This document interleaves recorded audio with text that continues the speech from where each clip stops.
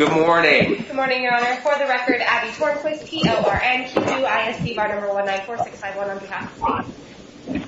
Good morning, Your Honor. Jack Kinsey, K-I-N-S-E-Y, bar number 165420 on behalf of Mr. Farley. I filed 2 motions to withdraw, one for each case. Mr. Farley's name on the docket today. Okay, and Mr. Farley is on the telephone. Okay. Yes. And is this an actual conflict situation, or what's our situation? Your Honor, I have a conflict under ORPC 1.16. The attorney-client relationship has broken down. That going into the nature of the conflict would require going into attorney-client privilege information, and I will note for the court that the American Bar Association has a formal ethics opinion 496 that takes the position that clients who defame their lawyers do not waive attorney-client privilege. The Oregon State Bar takes the same position. That issue is in front of the Supreme Court of Oregon tomorrow morning in Ray Conray. So given that it's a gray area, I think I'm more into detail about it. I think DDA Tornquist may have some information. Okay. To the court. So I understand that Mr. Farley wants to be pro se. He sent several emails saying that Mr. Kinsey is acting unethically and various other negative things about him. I don't know much about their relationship, but I do know that his intent is to go pro se. He sent me a litany of emails in the last 3 days, both to our public inbox and to my personal email. And what kind of cases are these? One is 2 counts of disorderly conduct in the second degree, and the other is a count of harassment and a count of trespass. Okay. And Mr. Farley, are you there? This is Judge Marshall. Yes, I'm here. Okay. So you have 2 cases pending, 2 misdemeanor cases, and Mr. Kinsey's been representing you, and so he's letting us know that there's been a breakdown in a relationship such that he doesn't believe he's able to represent your interests anymore in these cases. Do you agree with that? Yes, I do. Okay, and so you're wanting to represent yourself, is that correct?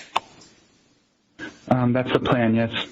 And is that because you believe you don't need a lawyer to represent you, or is it because you believe you've had a bad experience so far in the cases and you just don't want to have another lawyer involved? Or tell me what your thoughts are. Well, I was working with Multnomah County defenders, I believe, or Taya Brown, for over a year on these cases, and I really didn't have a problem. But there was she decided to relieve me of counsel, and so citing a breakdown of communication. I think that breakdown stemmed from not returning my emails or responding to my inquiries about these cases, and so I'm at the point where I think I know my case or my situations better than any lawyer would. I am ignorant of the law, so I will be working in the dark here, but I think I could probably do a better job than the lawyers who've been representing me so far, and I don't see any other lawyer, court-appointed lawyer, being able to give me a proper defense. Unfortunately, that's been my experience. So you don't have any formalized legal training, is that correct? Well, I just represented myself pro se in a recent matter, Farley versus the city of Portland, and I've been doing that for a few months, and the outcome was pretty successful. So I think that's given me confidence to be able to move forward here. And that was a civil case, correct? Yeah, it's a tort claim against the city. Okay, but these are criminal cases, so those are entirely different, right? You understand that? Yes. Okay. Mm-hmm. And so tell me, if you don't mind, what education level? Can you tell me your education level? I'm good at researching and finding information. But so, I mean, education level? Did you finish high school? Yes. Did you go to any college, any post-high school education? Yes, but I didn't finish. Couldn't get a degree. Okay, so like a couple of years of college? A few terms. Okay. But it was in an unrelated field. And then have you been employed then, or what do you do? No, I'm not employed. Have you ever been employed? No. Okay, and how old are you? 32. Okay. So you understand that if you were representing yourself in criminal cases, you could be at a significant disadvantage because you don't have formalized legal training. Do you understand that? Yes. And you understand that you might not know some things to bring to the court's attention that a lawyer might know, and you understand that could be a real disadvantage to you.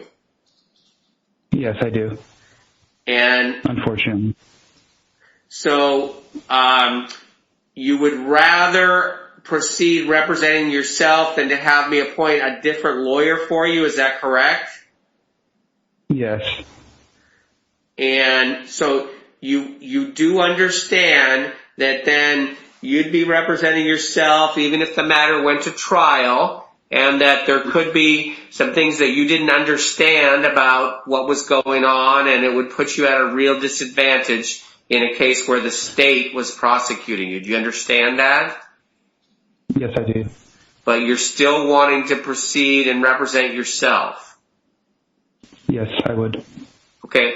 And do you understand that you could end up doing jail time if you would not prevail, like if you had a trial? Yes. Okay. And do you understand, worst case scenario, what the potential consequences in the cases are? I could become homeless. Well, and you could end up, tell me again what the charges are. The highest charge, Your Honor, is Class B. It's the harassment, and then 3 Class B misdemeanors. So on the Class B misdemeanor, you could end up with 6 months custody, and on the Class C misdemeanors, 30 days custody on each of them. You understand that? Yes, that would effectively make me homeless if I served the full amount of those sentences. Okay, I'm just making sure. So, Mr. Farley, I'm just making sure that you understand. You're telling me you want to represent yourself, so I need to ask you these questions, okay? It sounds like you do understand. Okay, so we can allow the withdrawal of your lawyer, Mr. Kinsey here, so you'll no longer have a lawyer and you'll be representing yourself on both cases. You understand that, right? Yes, I do. Okay, and then do we already have future court dates in the case? Yes, next week. Mr. Farley has a court date of February 17th in CPC to pick dates. On both cases?